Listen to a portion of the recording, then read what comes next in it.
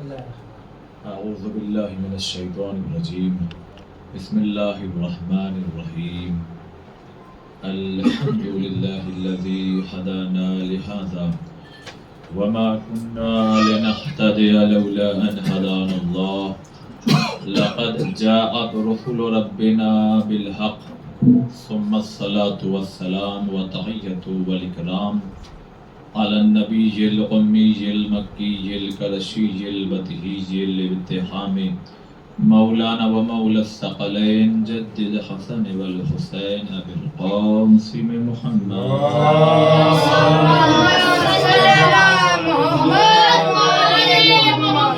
وآله الطيبين الطاهرين المعصومين المظلومين المنتجبين المنتخبين أما بعد فقد قال سبحانه وتعالى في كتابه المجيد وقوله الحق بسم الله الرحمن الرحيم كلا بل لا تكرمون اليتيم صلوات محمد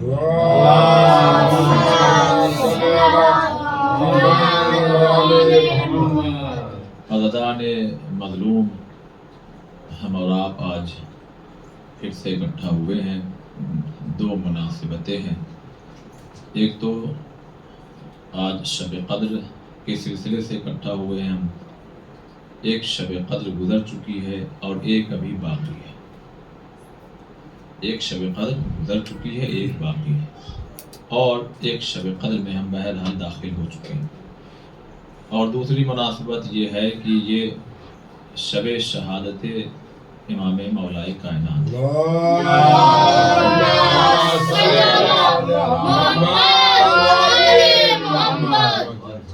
عزیزان محترم، اس مولائے کائنات کے سلسلے سے اتنا کہنا میرے خیال سے اگر آپ غور کریں تو کافی ہوگا کہ جارج جرداق جیسا شخص کہ جو مسلمان نہیں کرسچن تھا، مگر اس نے آپ کی نہج البلاغہ کو اتنا پڑھا، اسٹڈی کی کہ جب اس سے پوچھا گیا کہ تم نے یعنی امام علی کے بارے میں کیا کہو گے، تو اس نے ایک جملہ کہا۔ وہ کہتا ہے کہ یا تو دنیا کو علی نے بنایا یا دنیا علی کے سامنے بنایا۔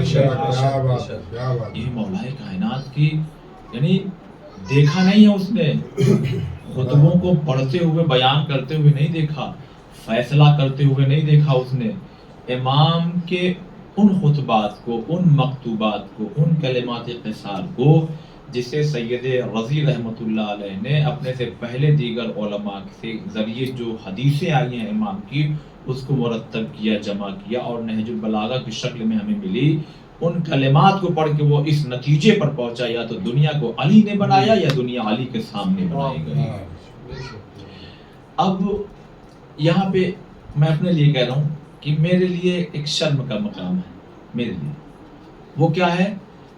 ہم ایک غیر مسلم کا ریفرنس دے رہے ہیں نہج البلاغہ کے لیے اور امام کو سمجھا رہے ہیں۔ بہت پیاری، بہت پہلے ایک کلپ آئی تھی کہ جس میں کسی نے بہت اچھی بات کہی تھی کہ اس دنیا کا کوئی بھی غیر مسلم انسان اگر مسلمان سے پوچھے کہ اگر مجھے کچھ سمجھانا ہو، کوئی کتاب بتاؤ، تو وہ کہے گا کہ قرآن پڑھو۔ لیکن اگر واقعی مسلمانوں سے پوچھا جائے کہ تم نے کتنا پڑھا ہے تو شاید ہمارا سر شرم سے جھک جائے۔ وہی حال میں اپنے لیے کہہ رہا ہوں، آپ اپنے لیے سوچئے کہ ہم نہج البلاغہ کو غیر مسلم کے ذریعے امام کی تصویر پیش کر رہے ہیں۔ ہائے افسوس کہ ہمارے گھر میں پتہ نہیں نہج البلاغہ ہے کہ نہیں۔ صلوات پڑھیں محمد۔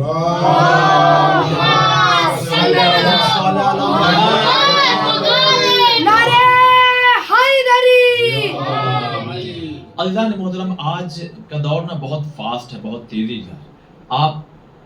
میں نے کہا، میں مسلسل اس بات کو کہتا ہوں کہ شیطان وسوسہ ڈالتا ہے، اب وہ چاروں طرف زنجیروں سے جگڑتا ہے، لیکن میں اتنا التجا کروں گا نا اپنے موبائل میں جہاں آپ کے واٹس ایپ ہے، انسٹاگرام ہے، فیس بک ہے اور دیگر ٹویٹر وغیرہ تمام سوشل میڈیا پر تقریباً آج کا 90% سے اوپر جوان اس میں مبتلا ہو چکا ہے۔ اس کے اینڈرائڈ موبائل میں یہ سارے ایپس موجود ہیں، تو میں ان تمام جوانوں سے ایک گزارش کر رہا ہوں کہ بھائی کم سے کم اسی ایپ سے آپ جہاں سے یہ ساری چیزیں آپ نے ڈاؤن لوڈ کی ہے وہیں سے قرآن اور نہج البلاغہ بھی ڈاؤن لوڈ کرو، کہ جب آپ 15 منٹ 20 منٹ آدھا گھنٹہ آپ فیس بک پر دو تو میں تو یہ کہتا ہوں کہ شروع میں آپ اسٹارٹ اگر کرنا چاہتے ہو تو صرف 5 منٹ قرآن پہ دو، پھر دھیرے دھیرے یہ سلسلہ خود اپنے آپ آگے بڑھ جائے گا۔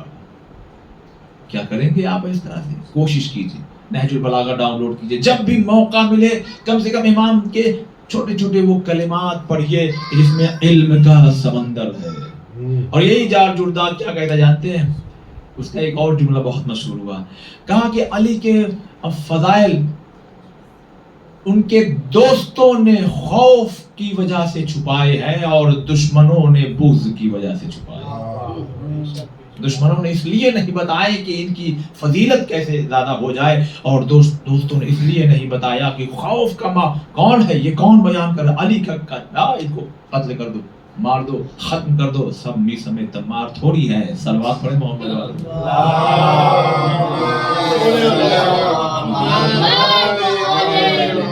اب آئیے جس کتاب کا ہم نے حوالہ دیا سید رضی رحمۃ اللہ علیہ نے بڑی محنت سے آپ کے حوالے، دو بھائی ہیں سید مرتضیٰ اور سید رضی رحمۃ اللہ علیہ، واقعہ آپ کا سنا ہوا ہے، ماں دونوں ہاتھ بچوں کا ہاتھ پکڑ کے نا، یہ سب نہیں سنا رہا ہے، خود سید مرتضیٰ رحمۃ اللہ کتنے بڑے عالم ہیں۔ آپ جائیں گے کبھی اگر بغداد میں انشاءاللہ، اگر جو لوگ جا چکے ہیں وہ دیکھیں گے ان کا وہاں مقبرہ ہے نا، قبر بنی ہوئی ہے۔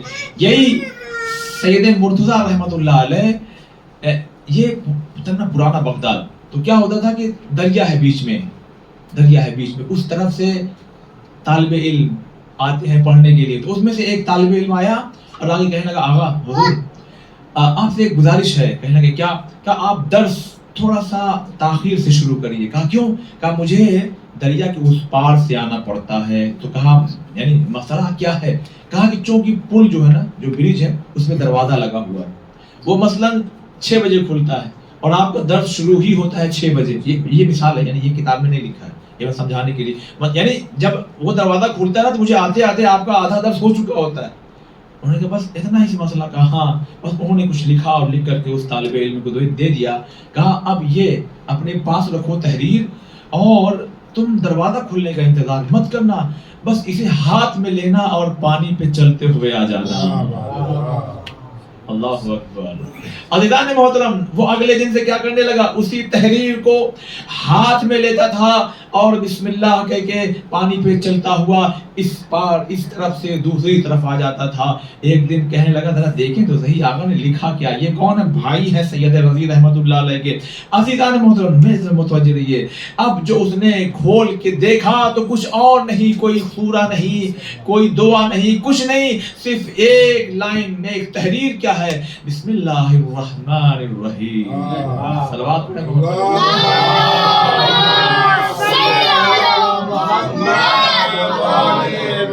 عزیزان محترم، بسم اللہ الرحمن الرحیم، خود معصوم فرماتے ہیں اسم اعظم سے بالکل اتنے قریب ہے جیسے یہ آنکھ کی سفیدی اس کالے رنگ سے ہے نا، یہ کتنی ملی ہوئی ہے، یعنی دیکھا جائے تو جدا ہی نہیں ہے۔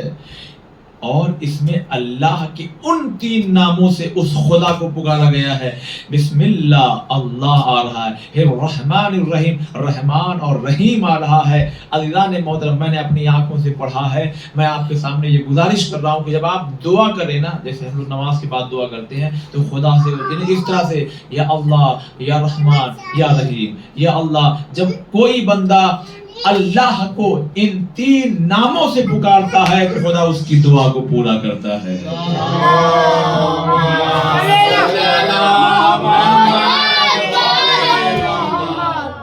یا اللہ ہو یا رحمان ہو یا رحیم یا مقلب القلوب، یہ بھی ہے نا دعا، آپ لوگ اکثر ہم لوگ پڑھا کرتے سنا کرتے علماء، تو کیوں اور نام کیوں نہیں؟ یا اللہ ہو یا رحمان ہو یا رحیم، ارے اور بھی خدا کے تو اتنے نام ہیں، روشن کبیر ابھی پڑھی جائے گی 1000 نام تو تقریباً ابھی آ جائیں گے۔ کیوں؟ اس لیے کہ ان 3 ناموں سے جب خدا کو کوئی پکارتا ہے، بلکہ خدا نے تو یہ حکم دے دیا، قرآن کا کوئی بھی سورہ اگر پڑھنا ہے تو پہلے مجھے ان 3 ناموں سے یاد کرو، سوائے ایک سورہ کے، سورہ توبہ کی۔ تو عزیزان محترم، مولا کائنات کی ذات، اور میں ایک حدیث سناؤں گا، آپ کا دل خوش ہو جائے گا، اس لیے کہ خود امام اول ارشاد کیا فرماتے ہیں؟ امام ارشاد فرماتے ہیں کہ اگر کسی مومن کی ناک پر تلوار رکھ دی جائے، مطلب کیا ہوا؟ مار دوں گا ابھی تم کو، ختم کر دوں گا تجھ کو، ابھی یہی تو تمہارا کام تمام ہو جائے گا۔ ناک پر اگر تلوار رکھ کے یہ کہوں کہ علی سے نفرت کرو تو وہ نہیں کرے گا۔ اور پھر امام فرماتے ہیں اگر اس پوری کائنات کی دولت کسی کے قدموں میں لے آ کے ڈال دیا جائے اور وہ اگر منافق ہوگا تو اے علی وہ تم سے محبت نہیں کر سکتا۔ کیوں؟ اس لیے کہ اگلا جملہ نہج البلاغہ میں امام خود ارشاد فرماتے ہیں، کہتے ہیں کہ مجھے رسول اللہ نے یہ خبر پہلے ہی دے دی ہے، اے علی کوئی منافق تم سے محبت نہیں کر سکتا اور کوئی مومن تم سے نفرت نہیں کر سکتا۔ صلوات پڑھیں محمد والے۔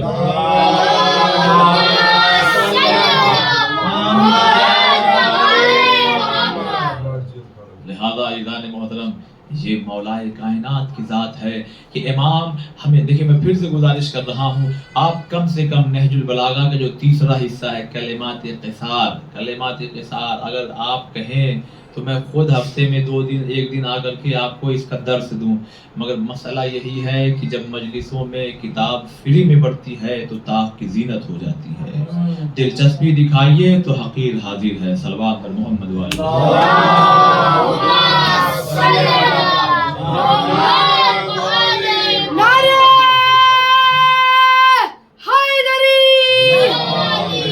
اور خدا کی قسم کیا زندگی، دیکھیے مسئلہ کیا ہے نا کہ میں خود ہی اس میں شامل ہوں کہ اکثر مجلسوں میں علماء کا ذکر کرتا ہوں، کیوں؟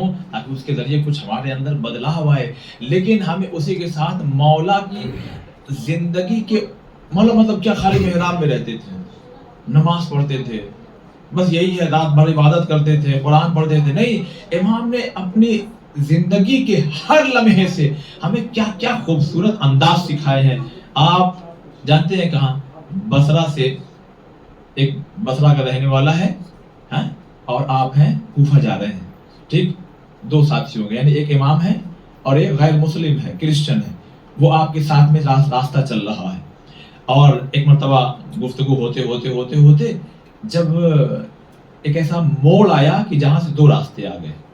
اب جب 2 راستے آ گئے تو امام اور وہ امام کا ساتھی دونوں ایک ہی راستے پہ چل پڑے، تو خود اس نے تعجب سے کہا کہ آپ کا راستہ تو یہ نہیں ہے، یہ تو بصرہ جا رہا ہے اور میں بصرہ جا رہا ہوں، آپ تو کوفہ کا، آپ نے ابھی کہا میں تو کوفہ کا رہنے والا ہوں نا، تو کوفے کا راستہ تو یہ ہے، آپ ادھر جائیے، آپ تو میرے راستے پہ جا رہے ہیں۔ دیکھیے کیا حکمت ہے، کیسے سمجھایا امام نے فرمایا، دیکھیے کیا ہوتا ہے نا، تھوڑا سا ہم ترقی کر جائیں، کچھ کر لیں اگر ہم تھوڑا موڑا، تو ہم اس میں گھوم پھر کے کیا کہتے ہیں، ٹھیک ہے یہ گھر ہمارے والد نے بنایا مگر یہ 3 دکان میری ہے، ہوتا ہے نا، یہ ٹھیک ہے انہوں نے لیا تھا مگر 3 فلیٹ میرا ہے۔ لیکن کیا خوبصورتی سے امام نے سمجھایا، فرماتے ہیں کہ میرے رسول نے سمجھایا، دیکھیے اللہ اکبر، امام چاہتے تو میں کہتے نا کہ ارے میں جس دین کو نہیں، امام کیا کہہ رہے ہیں، میرے رسول نے مجھے حکم دیا ہے کہ جو تھوڑی دیر کے لیے بھی تمہارا ساتھی بن جائے نا تو اسے کچھ دیر دور تک چھوڑنے کے لیے جایا کرو۔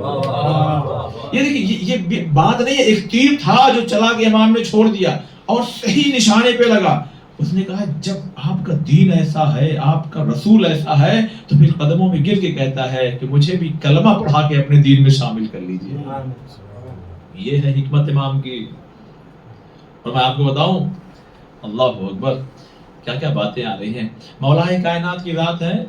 اور جیسے ہوتا ہے نا، کبھی کبھی کوئی ایران سے آ گیا، کوئی عراق سے آ گیا ہے نا، کوئی دلی سے آ گیا، کوئی بڑا عالم آ گیا، کوئی یہ، تو 2 4 10 لوگ ان کے ساتھ میں ہوتے ہیں، کبھی کبھی یہاں بھی آتے ہیں، آپ ان کو لے آئیے، جیسے خبر مل جائے گی بھائی، مثلا مثال کے طور پر بھائی عالم ہے، اس کا کیا مطلب، گھومیں گے نہیں کیا، ماتھیران گھومنے آ گئے، آپ کو پتہ لگ گیا، ارے آگا آئیے، تو آپ کہاں لے کے جائیں گے، بیسٹ جگہ کیا ہے، آئیے مسجد میں آئیے، یہاں بیٹھتے ہیں۔ آپ صاحب اگر وہ وہاں بھی آپ قبیلے پہ یا وہاں بھی لے جائیں تو کم سے کم وہ خود کہیں گے بھائی مسجد کہاں ہے، ذرا دیکھیں صحیح، کہاں آپ لوگ کیا بنایا ہے آپ نے۔ اب آتے ہیں وہ دیکھنے کے لیے، وزٹ کرنے کے، ماشاءاللہ بھائی یہاں بھی ہے اور اوپر بھی آپ لوگ، بڑا اچھا انتظام ہے، اور انشاءاللہ وہ دعا بھی ہے جو ہم لوگ کر رہے ہیں کہ پیچھے والا ہو جائے، تو ہر آدمی کیا کہتا ہے، یعنی کہنے کا مطلب یہ ہے کہ جو بھی آئے گا اسپیشل آدمی وہ آگے وزٹ کرے گا۔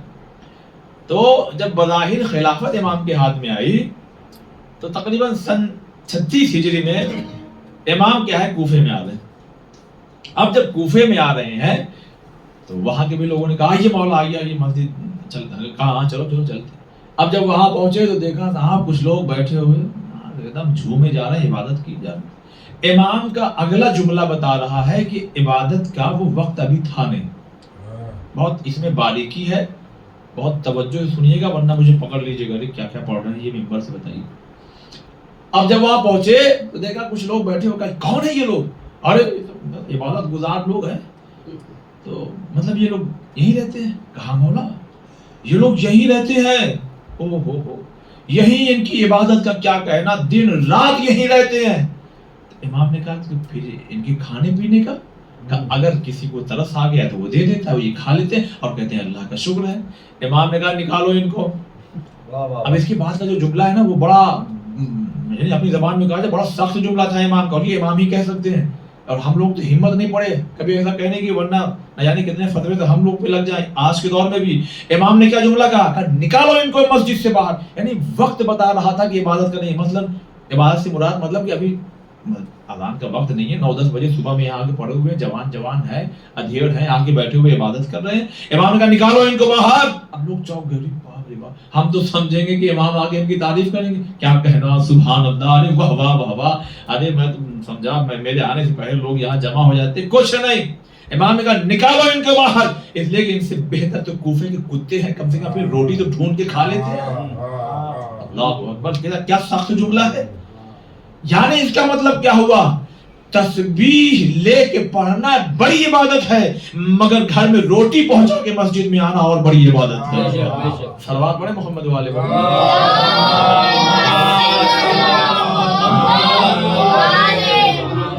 مولا کائنات کی اگر ذات کو مولا، ارے یہی آپ کے سپہ سالار ہیں، مالک اشتر نام سن کے آدمی کانپ جاتا تھا۔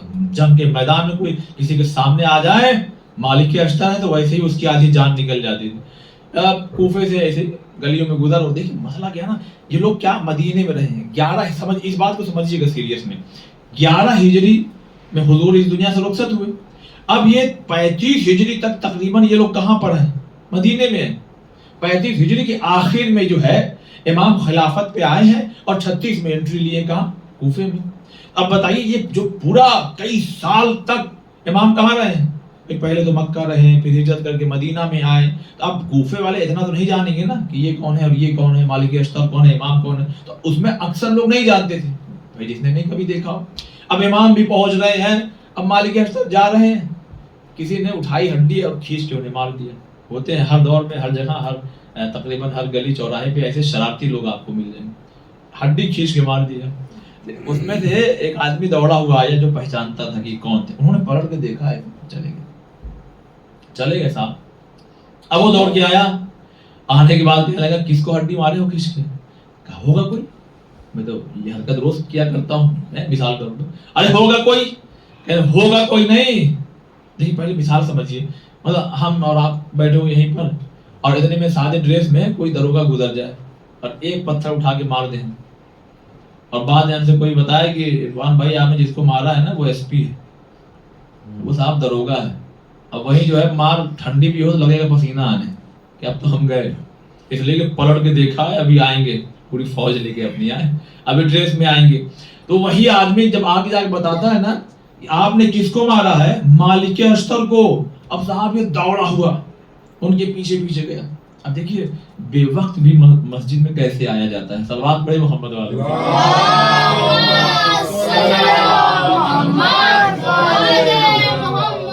اب آیا پوچھ رہا ہے بتا مالک اشتر کہاں گئے، یہاں سے سپہ سالار کہاں گئے، تو لوگوں نے کہا یہاں گئے کہاں گئے۔ اب پتہ لگا صاحب مسجد میں گئے، مسجد میں اس ٹائم۔ اب یہ بھی پہنچا، اب جب پہنچا تو دیکھا نماز پڑھ۔ اب بتائیے جناب، ابھی میں نے ایک بات پیش کی کہ وہاں بھی لوگ نمازی تھے جن کو نکال دیا گیا، نکلو یہاں سے، چلو جاؤ کام دھندا کرو، اس کے بعد آؤ یہاں پر۔ اب مالک اشتر میں پہنچ گئے، تب مسئلہ تو ہے کہ یار مطلب کہ ایک وقت میں آپ دو چیز پڑھ رہے ہیں، ایک طرف جو ہے وہ اچھائی نہیں ہے اور ایک طرف آپ اچھائی بتانے کی کوشش کر رہے ہیں، اب اس کو سمجھیے گا۔ اب مالک اشتر کیوں آئے؟ اب جا کے وہ وہاں کانپ رہا ہے صاحب، کانپ رہا ہے، بس یہ نماز تمام ہو جائے، صحیح نماز تمام ہوئی، ارے حضور مجھے معاف کر دیجئے اور میں جانتا نہیں تھا، اور تمام چیزیں ہیں جیسے ہونا چاہیے۔ کہنے لگا کیوں گھبراتے ہو؟ ارے کیا تم دیکھ نہیں رہے ہو کہ میں مسجد میں آیا اور تم جانتے ہو میں کس لیے آیا ہوں مسجد میں؟ کہا حضور کس لیے آئے؟ کہا میں اس لیے آیا ہوں کہ میں 2 رکعت نماز پڑھوں اور اس کے بعد خدا سے دعا کروں کہ پروردگارا میں نے اسے معاف کر دیا، تو بھی اسے معاف کر دے۔ جب امام کے غلام ایسے ہیں تو سوچئے خود امام کیسے ہوں گے۔ ایسے ہی تھوڑی، یہ تو غلام، یہ غلام کا کردار ہے نا کہ میں اس لیے آیا ہوں تاکہ میں تیرے لیے خدا سے بخشش کروں، یہ غلام ہے نا۔ تو امام کیسے ہوں گے؟ امام ایسے ہوں گے، کہیں گے اس کی ہاتھوں کی رسم ذرا ڈھیلی کر دو، مولا آپ کا قاتل ہے، کیا ہوا میرا قاتل ہے، مگر ذرا ہاتھوں کی رسم تو ڈھیلی کر دو، اس لیے کہ میں امام ہوں۔ امام کی خدمت میں شیر پیش کیا جا رہا ہے اور امام پلٹ کے کہہ رہے ہیں ارے کیا تم نے ہمارے قاتل کو بھی شیر پلایا ہے؟ اللہ اکبر۔ یہ وہی امام کہ جن کے بیٹے کربلا کے میدان میں حسین اپنے ہاتھوں میں ننھا سالی اصغر لیے ہوئے آ رہے ہیں اور کہہ رہے ہیں اے صاحب اولاد کا مجمع اگر ہو تو تم میں سے کوئی اصغر کو پانی پلا دے۔ جزاکم اللہ۔ عزادار مظلوم، بس میں مجلس کو تمام کر رہا ہوں۔ اے عزاداروں، یہ ہے امام کہ سر پہ ضربت لگی ہوئی ہے اور سر جو پٹی بندھی ہوئی ہے وہ بالکل سر سے مل گئی ہوئی ہے۔ جراح نے بھی آگے کہہ دیا ہے حسن اپنے بابا کی خدمت کر لیجئے، وصیتیں سن لیجئے۔ بس ایک مرتبہ حسن کو بلایا، وصیت کرنا شروع کی، حسین کو بلایا، وصیت کرنا شروع کی۔ بس ایک مرتبہ وہ وقت بھی آیا، عزادارو ذرا تصور سے سنیے گا، آج علی کی آخری رات ہے۔ اگر ہمیں بھی ڈاکٹر کہہ دے نا کہ اب تم آپ اپنے بابا کی خدمت کر لیجئے تو ہم اپنے باپ کا بار بار چہرہ دیکھتے ہیں۔ اب ذرا صاحب یہ محسوس کرنے والا ہے اگر جس کی بیٹیاں زینب و کلثوم جیسی ہوں اور وہ بیٹی بھلا کیا افطار کرے گی؟ وہ اپنے بابا کے سرانے بیٹھ کے اپنے بابا کا چہرہ دیکھتی جا رہی ہے کہ اتنے میں جب وصیتیں کر چکے امام نے اپنی آنکھیں بند کی، کسی بیوی کے رونے کی آواز آئی، امام نے آنکھیں کھول کے کہا حسن ارے یہ کون رو رہا ہے؟ حسن نے کہا اماں ام البنین رو رہی ہے۔ کہا ذرا بلاؤ تو صحیح۔ اب حضرت ام البنین قریب آئی، کہا ام البنین کیوں رو رہی ہو؟ بس اپنے ہاتھوں کو جوڑ کے کہتی ہے میرے والی و وارث، اے میرے سردار، اے میرے سرکار، بس ایک گزارش کرنا۔ کہا کیا کہنا چاہتی ہو؟ بس کہتی ہے بس اتنا بتا دیجئے میرا عباس چھوٹا ہے مگر کہیں کوئی خطا تو نہیں ہو گئی؟ آپ نے عباس کو کسی کے حوالے نہیں کیا، سب کو حسن کے حوالے کیا۔ عجب نہیں کہ علی کی آنکھوں سے اشک جاری ہوئے ہو۔ آواز دی عباس، پھر آواز دی حسین، حسین کے ہاتھ میں عباس کا ہاتھ دے کے کہا اے عباس حسین کا خیال رکھنا۔ جزاکم اللہ، جزاکم اللہ۔ اے عباس میرے حسین کا خیال رکھنا عباس۔ عزادار مظلوم، ارے وقت گزرتا رہا، ایک مرتبہ مولا نے کہا حسن اب تم بھی چلے جاؤ۔ مولا نے کہا حسین ذرا تم بھی ہٹ جاؤ۔ سب کو اپنے حجرے سے ہٹا دیا، بس آواز دی ارے ذرا میری زینب کو بھیج دو۔ عزاداروں بس جناب زینب جیسے ہی آئی، بس ایک مرتبہ امام نے زینب سے کچھ کہا، زینب زاروں کا تار رونے لگی۔ جانتے ہیں کیا کہا تھا امام نے؟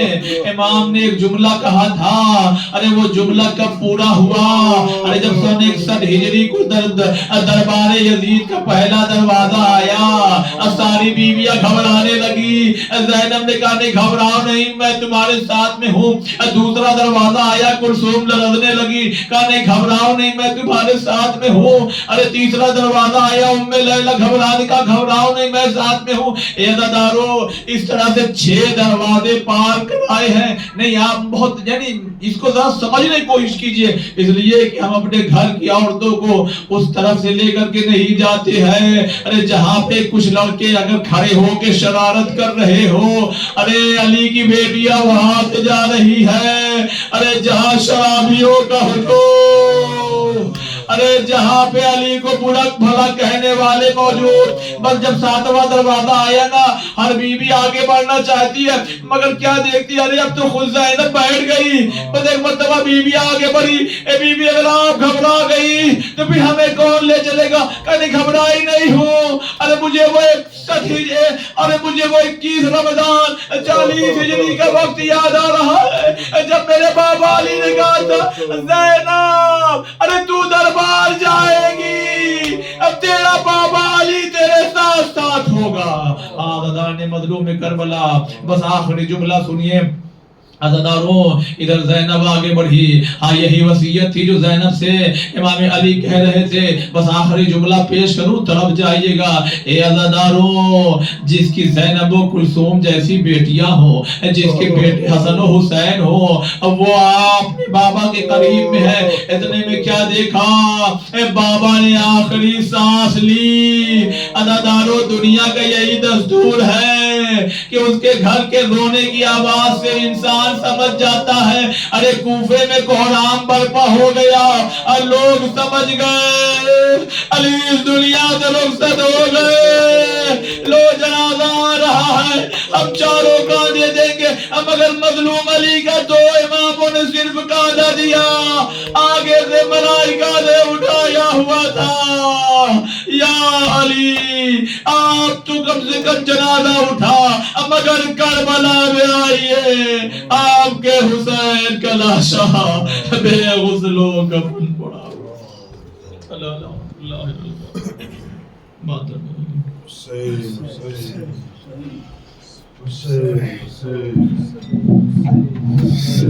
آئے حیدر کے جنازے پہ عجب منظر تھا، بیٹیا قدموں سے لپٹی تھی، بسد آؤ بکا، بڑھ کے شابر نے جو چہرے سے کفن بند کیا،